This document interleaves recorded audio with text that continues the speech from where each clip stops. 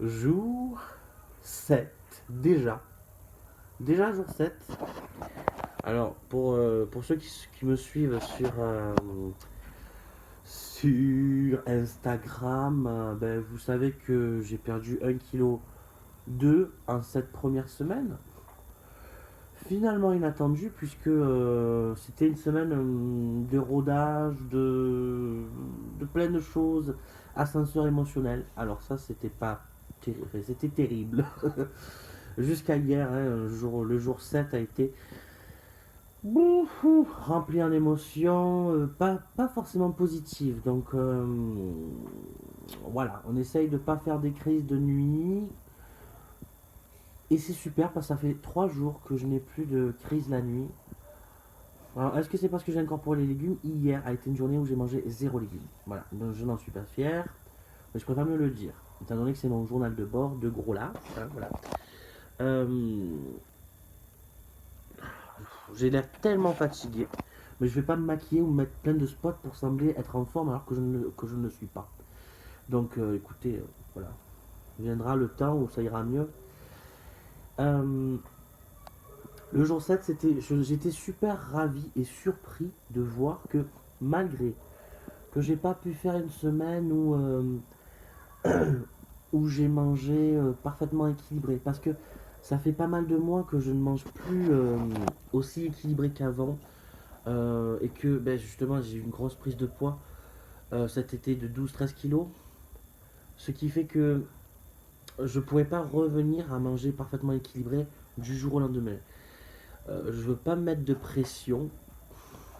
Je fais une aparté. Pour ceux qui ont vu l'objet hier sur ma vidéo du jour 6, à droite, je m'en suis aperçu au moment du montage, donc j'avais pas envie de retourner.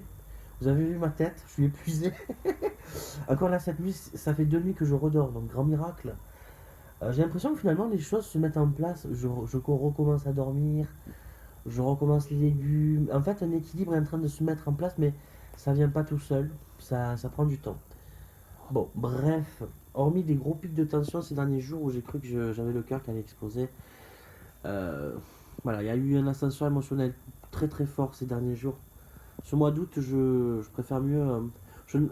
Non, en fait, je ne le regrette pas parce que tout ce qui s'est passé vraiment de difficile ce mois-ci a été bénéfique pour ce qui va se passer par la suite. Donc, finalement, c'est un mal pour un bien, comme on dit.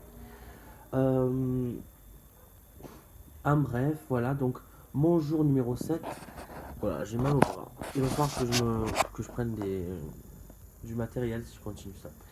Le jour 7, donc du coup, hormis l'ascenseur émotionnel, alimentairement, le midi ça allait. Même s'il n'y avait pas de légumes, mais j'ai respecté ma portion, j'ai pas abusé, j'ai réussi à me contrôler. Le soir, j'ai mangé plus que prévu, hein. J'ai mangé une pizza entière, super. Je comptais faire un petit bout de pizza avec de la salade et tout, mais voilà.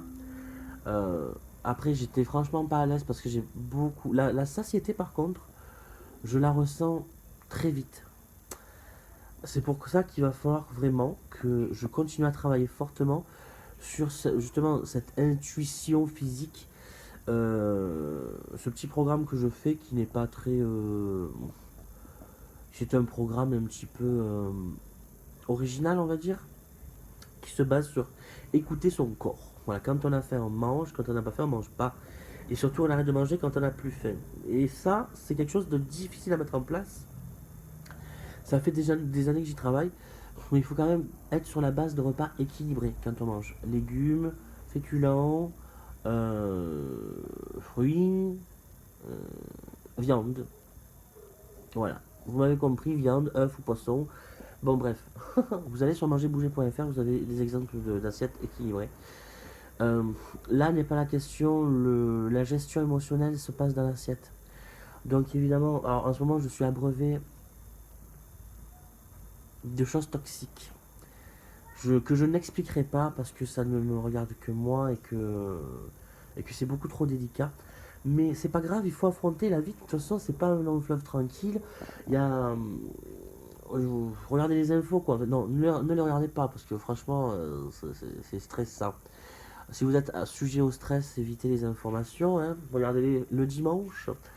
Moi, à ce moment, je regarde très peu les infos pour pas rajouter du stress au stress. Surtout ça, on a beaucoup d'informations toute la journée. Voilà, j'essaye de limiter. En ce moment, je regarde sur YouTube Star à domicile pour vous dire. Les extraits vidéo, je sais pas si vous en rappelez, cette émission que nous avons tous suivie dans la période Star Academy, Star à domicile, Loft Story. Eh bien, en ce moment, sur YouTube, il y a toutes les vidéos. Je m'éclate avec. Ça me fait du bien, ça me rappelle quand on était dans une époque d'insouciance où il n'y avait ni Covid, ni attentat. Enfin, je sais pas s'il y avait eu le 11 septembre, mais si je pouvais revenir juste un petit peu avant cette période-là, quelques jours, ça serait pas mal. Alors, est-ce que c'est le fait d'être adulte ou franchement, l'état du monde a vraiment empiré depuis 25 ans? Voilà, j'ai l'impression que les anciens livres d'histoire, qu'on se disait, putain, mais heureusement que c'était avant, mais j'ai l'impression qu'on est en train de rattraper l'horreur qu'on lisait et qu'on se disait, heureusement que c'était avant. En fait, non, on est en train de revenir dedans, voire on y est déjà. Je veux partir. Je déménage sur Vénus, hein. Ou sur Pluton. Je sais pas. Mhm. Bon, sur ce, les amis, je vais vous quitter. Je vous souhaite à tous une belle journée, de prendre soin de vos familles. Vous avez des enfants magnifiques. Pour les gens que je suis sur Instagram, je vois des familles, je vois des visages, mais rayonnants. C'est trop beau de voir ça. Je ne peux pas être aussi présent que je le voudrais, mais c'est très beau, c'est très encourageant. Vous avez des familles, des enfants. On a tout ce qu'il nous faut déjà. Donc, profitons de déjà ce qu'on a et allons-y, fonçons. Et surtout, n'oubliez pas de vivre, vivez aujourd'hui, pas demain. Bisous.